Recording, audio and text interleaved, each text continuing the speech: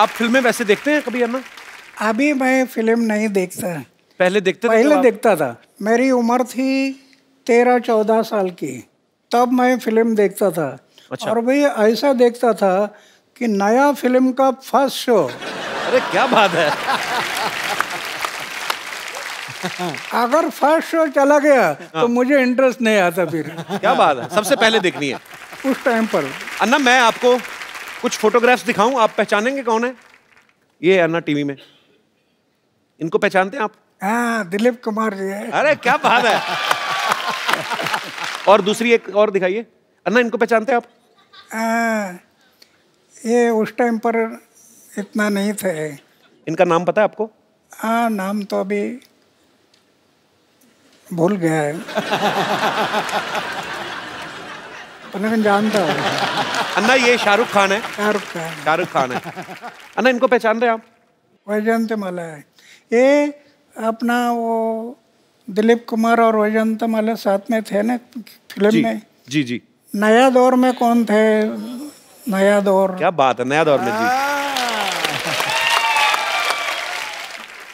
और दिखाइए अन्ना, इनको जानते हैं आप? अन्ना ये मुझे बहुत अच्छी लगती हैं।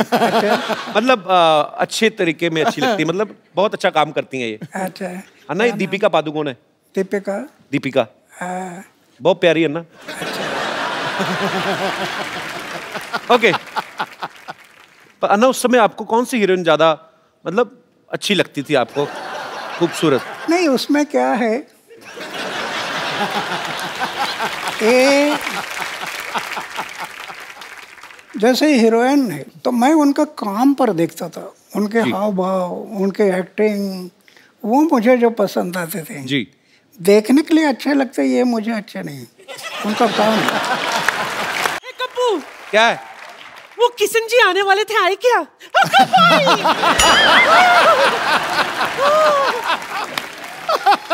असं कसं? नाही, किती वेळ लावला तुम्ही माझ्या दारावर यायला? क्या बोली नानी? कितना वक्त लगा दिया मेरे चौखट पे आने के लिए?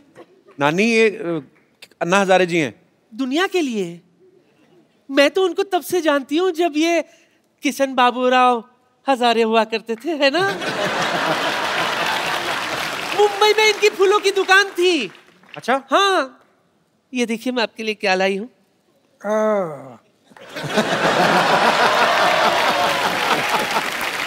आपको याद है मैं रोज आपकी दुकान से एक फूल खरीदा करती थी?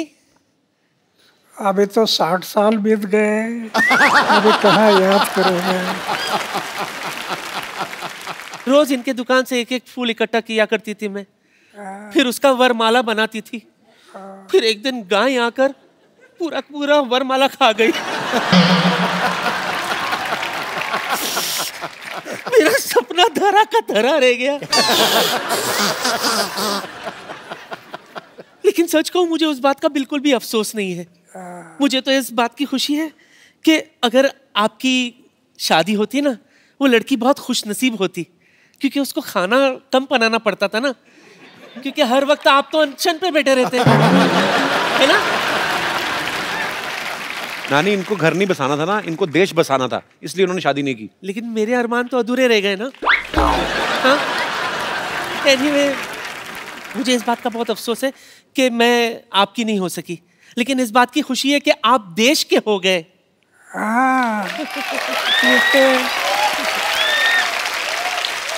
इसलिए तो मैं भगवान के आभार मानता हूँ कि मैं पूरा देश का बन गया। सच सच सच सच सच। इसलिए मेरे लिए तो आपके चरणों की धूली काफी है। नानी एक मिनट, वो स्वच्छ भारत अभियान से जुड़े, उनके चरणों में धूल है ही नहीं। हाँ, उनके वो साफ सुथरे रहते हैं, साफ सुथरे। चलो माफी मांगो अन्ना से। अन्ना जी माफ करना।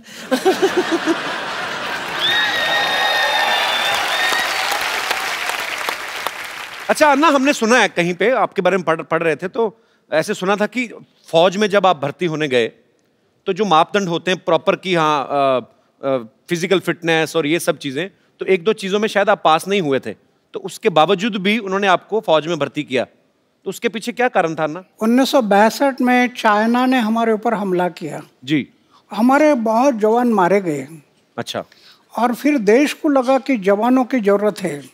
मेरी ऊंचाई नहीं थी, अच्छा, छाती चौड़ी नहीं थी जी, लेकिन इमरजेंसी थी, देश को युवकों की जरूरत थी। अच्छा, इसलिए मेरा सिलेक्शन हो गया। मैं 14 लोगों का कमांडर था ये जाते समय। अच्छा, तो हम सब लोग 14 लोग थे। उन्होंने सोचा कि जब तक शरीर में प्राण है तब तक देश की सेवा, समाज की सेवा करनी, ये तय किया। और मेरी छाती चौड़ाई ये कुछ नहीं थी, फिर भी देश की सेवा करते रहे। और 15 साल के बाद मैं पेंशन पर आ गया है। वाह। और ये सच्ची बात है, ये हमारे जवान जो हैं, जब आप फौज में भर्ती होते हैं, उनकी ट्रेनिंग बहुत मुश्किल होती है, और ट्रेनिंग के बाद जब उनको अपॉइंट किया जाता है, जब उनकी पोस्टिंग होती है, और मेरा सैल्यूट करने को दिल करता है हमारे जवानों को।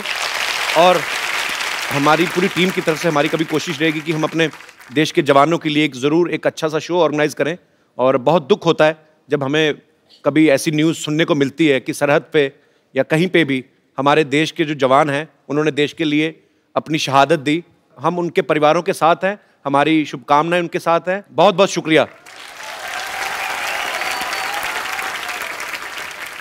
अच्छा ना, ऐसे ही मन में सवाल आया, जैसे मेरे 3 मामा हैं, तीनों ही आर्मी में थे, तो वो कहते थे कभी कभी हमें ना बर्फ में पीनी पड़ जाती है, मतलब ऐसे ही। अन्ना, आपने कभी नहीं ट्राई की? मैं शुरू में जब बर्फ में मैं गया जी, तो 2 पैक रम मैं पीता था शुरू में। लेकिन जब स्वामी विवेकानंद की किताब पढ़ी जी, जीवन समझ में आ गया कि सिर्फ खाना पीना और मरना इसके लिए जीवन नहीं। फ्री रम मिलती थी, फ्री जी, लेकिन कभी मैं हाथ नहीं लगाया उसको। वाह। 1975 में पेंशन आ गया, अभी 38 साल बीत गए, हमें 2 बोतल रम मिलती हर जवानों के लिए। अच्छा। लेकिन मैं कभी रम लेने के लिए गया नहीं। आज मुझे दुख होता है, ये दोनों देशों को अभी फिर से लड़ाई करना ठीक नहीं है। दोनों की आर्थिक स्थिति फिर बहुत विकट है। एक लड़ाई में कितना खर्चा आ जाता है जी, देश कितनी जाने चली जाता है। ये आज वो लड़ाई होना नहीं चाहिए ऐसे मैं मानता हूँ।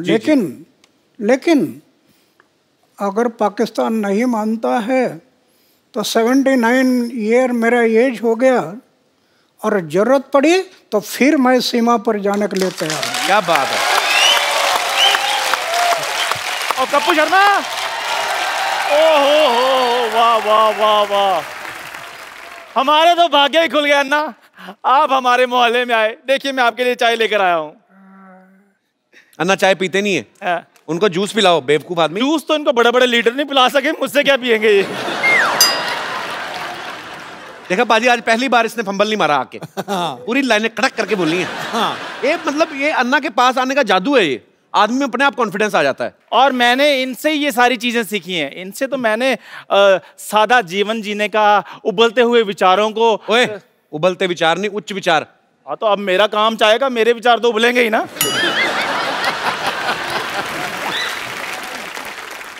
अन्ना, वैसे मैं भी बड़ा सिंपल सा हूँ, लेकिन आपको जब देखता हूँ ना तो मेरे में अंदर एक अजीब किस्म का कॉन्फिडेंस आ जाता है। लेकिन जब मैं बड़ी बड़ी जगह पे जाता हूँ मेरा कॉन्फिडेंस थोड़ा लूज हो जाता है। तो कभी आपके साथ भी ऐसा हुआ है कि आप 5 स्टार होटल में गए हो और छुरी और कांटा पकड़ते पकड़ते आपको भी कुछ थोड़ा कॉन्फिडेंस ऐसे हो गया हो? मैं इतना टूर करता हूँ जी, लेकिन होटल में कभी जाता नहीं। वाह वाह। एक बात है जी, गया तो उसको याद नहीं रखता, भूल जाता हूँ। याद रखना ये घातक होता है जी जी, इसलिए मैं याद नहीं रखता। इसको भी अन्ना, इसके माता पिता ने याद नहीं रखा, भूल गए वो। अच्छा अन्ना, मुझे एक बात प्लीज बता दीजिए कि मैं एक आम आदमी चाय बेचने वाला हूं, मैं कहां तक पहुंच सकता हूं अपनी लाइफ में?